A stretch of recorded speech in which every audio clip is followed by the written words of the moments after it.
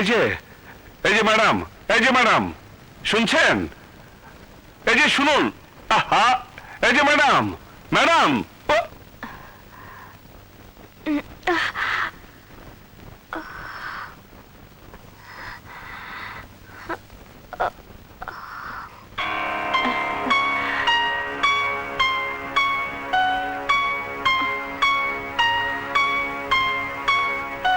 ভয় নেই, জ্ঞান ফিরে এসেছে।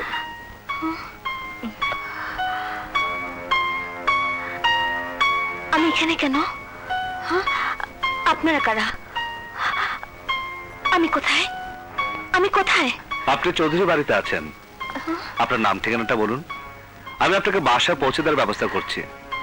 নাম, ঠিকানা? কি আমার নাম? কি আমার ঠিকানা? কে আমি? কে আমি? ডাক্তার সাহেব, ও এমন করছে কেন? সম্ভবত মাথায় প্রচন্ড আঘাতের কারণে উনি স্মৃতিশক্তি হারিয়ে ফেলেছেন। কি বলছেন ডাক্তার? এখন কি করব? তোদের কিছুই করতে হবে না। যতদিন ও স্মৃতিশক্তি ফিরে না পায় ততদিন ও এ বাড়িতেই থাকবে। ডাক্তার, আপনি যান। দাঁড়া। হ্যাঁ, বিপ্লব, তুই চারিদিকে লোক পাঠা, খোঁজ নিয়ে দেখ কার ঘরের চাঁদ আমার এখানে আশ্রয় নিয়েছে। ঠিক আছে দাদিমা।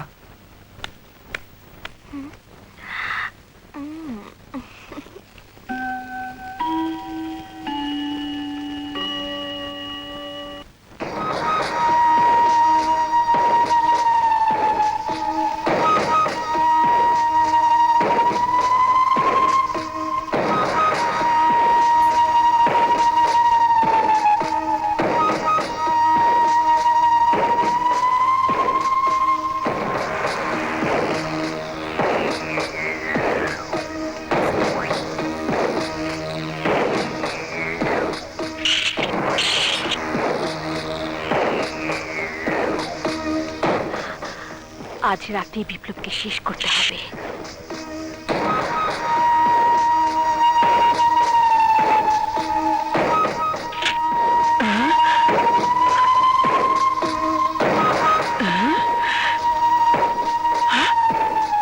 মেয়েটা কোথায় যাচ্ছে? এই মেয়ে, কোথায় যাচ্ছ? হ্যাঁ, বিসমিল্লাহ, বিসমিল্লাহ, বিসমিল্লাহ, বিসমিল্লাহ। শিউলি, পান্না, তোরা কোথায়? শিউলি, দাদি, সর্বনাশ! ও তো দেখছি পাগল, রাত দুপুরে ছুরি নিয়ে হাঁটে। ওকে ধর। আমার মনে হয় ওরে ধীরে ধরছে। আমি পারবো না বাবা। শিউলি, শোন। দাদিমা, কি হয়েছে? দেখ, ঘুমের ঘরে ছুরি নিয়ে হাঁটে। সর্বনাশ, ওর হাতে ছুরি। ও যে কোনো সময় তোমার মুখে বসিয়ে দিতে পারে। ওকে দাদার ঘরে রেখে আসো। হ্যাঁ, তুই ঠিকই বলেছিস, ওকে বিপ্লবের ঘরে রেখে আসি। কি বলছে দাদিমা? ও আমার ঘরে থাকবে মানে? হ্যাঁ, থাকবে। কি খুনি মেয়ে রে বাবা, ঘুমের মধ্যে ছুরি হাতে নিয়ে হাঁটতে থাকে। তাই বলে আমার রুমে কি করে থাকবে? আপা, তোর রুমে ওকে নিয়ে যা। মাথা খারাপ? ওকে নিয়ে আমার রুমে যাই আর রাতের আধারে ও আমার গলা ফাঁক করে দিক? না বাবা, না। মৃত্যুদূত সাথে নিয়ে আমি ঘুমাতে পারবো না। আপা, দাদিমা, দাদিমা, ও যদি আমার বিছানায় ঘুমায় তাহলে আমি কোথায় ঘুমাবো? মাটিতে বিছানা বালিশ নিয়ে ঘুমা, আমি বাইরে থেকে দরজা বন্ধ করে দিচ্ছি। দাদিমা, তুমি কোথায় যাচ্ছ? দাদিমা, দূর ছাই, কি যে করি বিছানা। না না, আমি নিচে শুই, আপনি উপরে শোন। না, কি করছো? তুমি বিছানায় যাও, উপরে উঠো, আমি নিচে নিচে নিচে বালিশ নিয়ে ঘুমিয়ে পড়বো। তুমি যাও, যাও যাও যাও।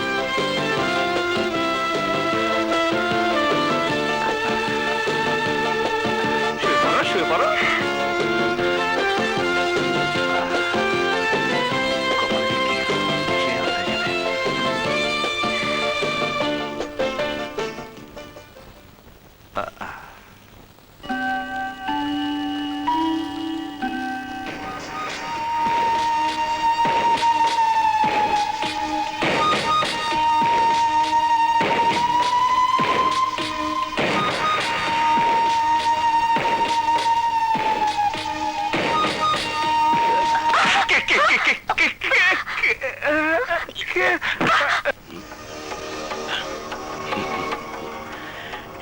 ওই বিপ্লব বুঝবে মৃত্যু কত ভয়ঙ্কর।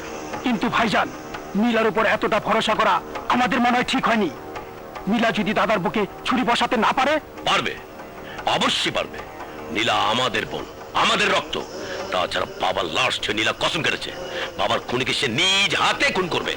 তুমি ঠিকই বলেছো ভাইয়া। আরে নীলা, বোন আমার।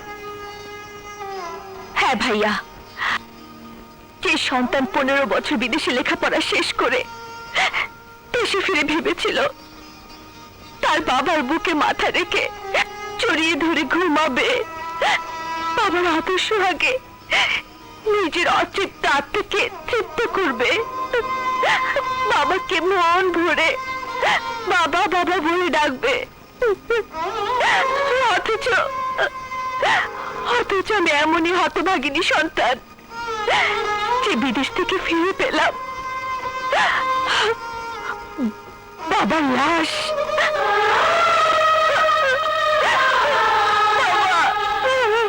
বাবা, বাবা কথা বলো বাবা, বাবা আমার সাথে কথা বলো বাবা, কথা বলো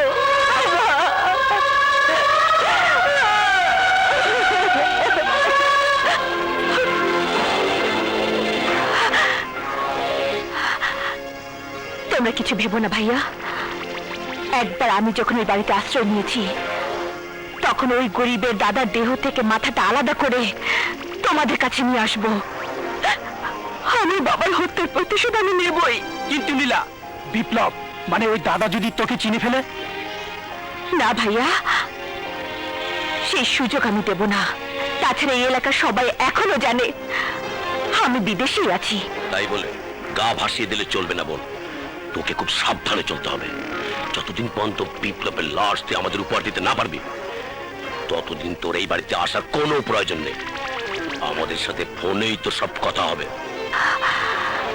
ওকে ভাইয়া।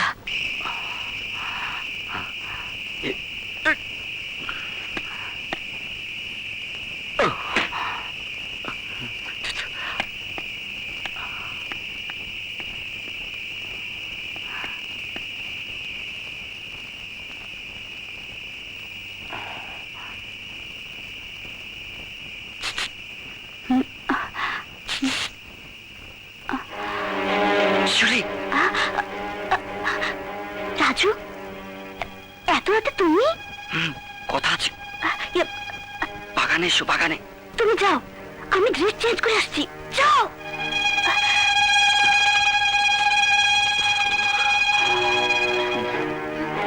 রাজু, তুমি এত রাতে? হ্যাঁ শিউলি, কোনো উপায় ছিল না, তাই আসতে হলো। কি হয়েছে রাজু? আমার অ্যাপয়েন্টমেন্ট লেটার এসেছে। 5 মাসের জন্য তোমাকে ছেড়ে আমাকে অনেক দূরে থাকতে হবে। 5 মাস? এই 5 মাস আমি তোমাকে দেখতে পাবো না রাজু। এতটা সময় তোমাকে ছেড়ে আমি কি করে থাকবো? তোমাকে ছাড়া একটা মুহূর্ত যে আমি থাকতে পারবো না রাজু। শিউলি, আমারও যে তোমাকে ছাড়া ভালো লাগে না, তাই তো আজ তোমাকে মন ভরে আদর করতে ইচ্ছে করছে।